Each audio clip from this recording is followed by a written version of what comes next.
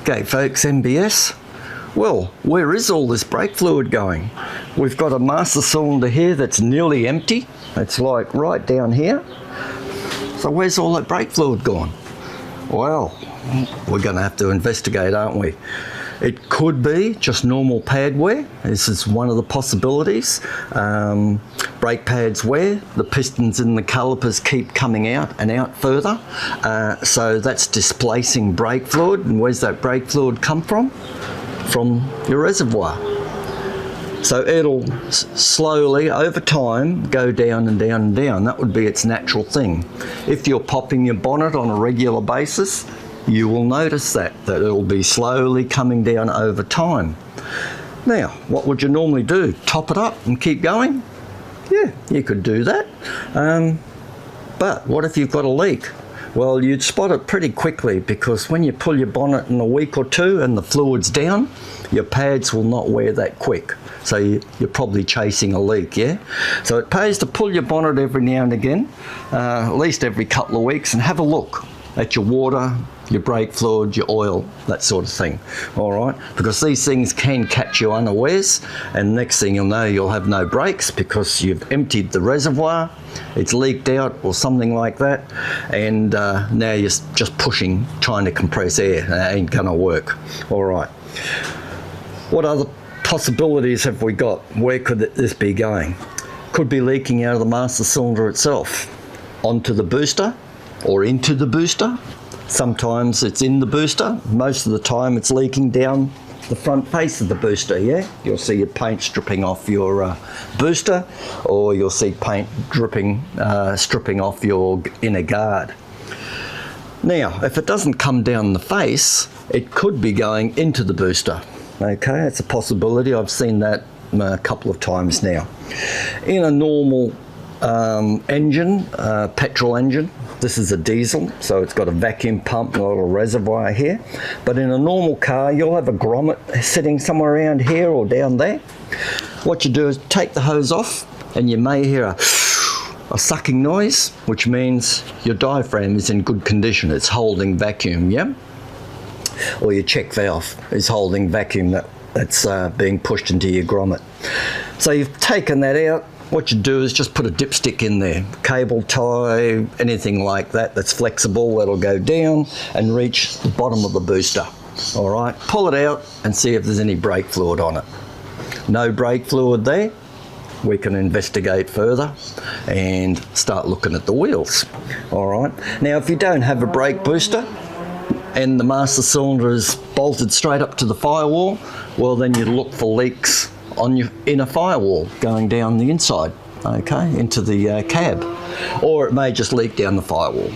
Either or, what you're looking for are leaks.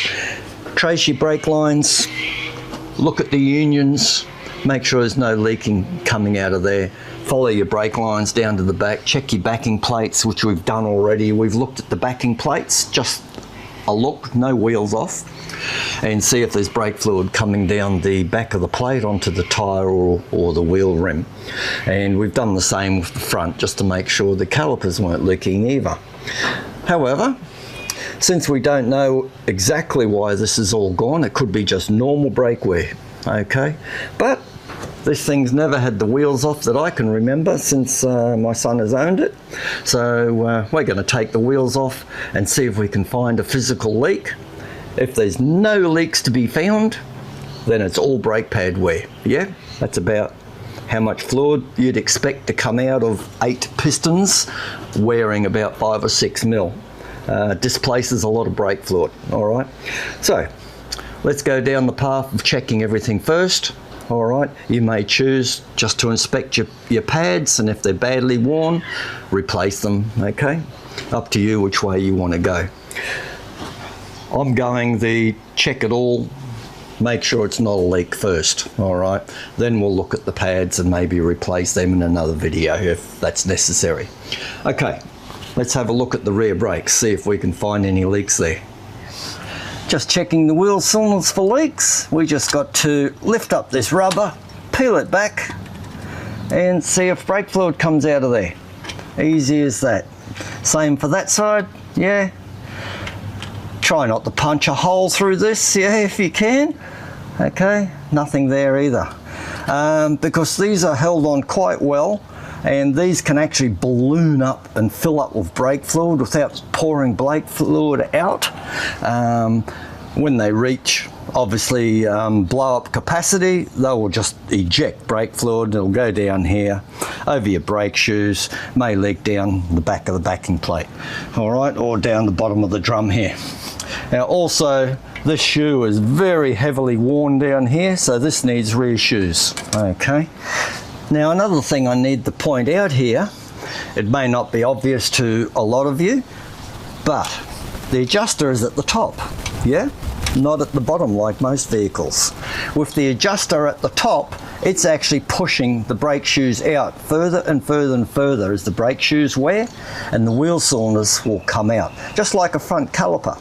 Okay, so that will take up a little bit of brake fluid space too. As your self-adjuster keeps adjusting your shoes up, you will lose a little bit of fluid out of your master cylinder because it's got to take up the extra distance the pistons have travelled out. In other cars, the top is usually anchored on a pin and the adjuster is down the bottom. Even though the wheel cylinder may be at the top, the shoes return to a pin, and they stay collapsed all the time, and the adjustment is taken at the bottom and pulled out. So no extra fluid is needed as you brake rear shoes wear in that particular sort of situation. Just in this one, it's backwards. Now you may have noticed I'm looking at more than just for leaks, yeah? The leaks is our priority, but while you're there, have a look at the rest of the brakes, the shoes, the pads, all that sort of stuff while we're here, and that's exactly what I'm doing as I'm going along. I'm looking at the complete system, but my main point is seeing if I've got a leak. Okay, can't find any leaks in this system at all. All right, I've already done the left hand side. Now we're looking at the right hand side caliper, and you can see here I've had to dig away at the pads just to see how thick they are. All right, I'll get a nice close up. All right, but you can still see the slot. It's just that the shoes or the pads aren't touching the rotor in the right position. Some of the pad is actually missing. And now we'll show you the marks on the disc as well. So not only are the brake shoes not quite touching full contact, you can see here that part there to the edge of the disc not even being used. It's all corroded and pitted, so the pad isn't even touching that. It's only touching this small little area here, and it's not touching the disc down here. So we're going to have to put discs. We will put pads on with the new discs. We've got the rear shoes to replace.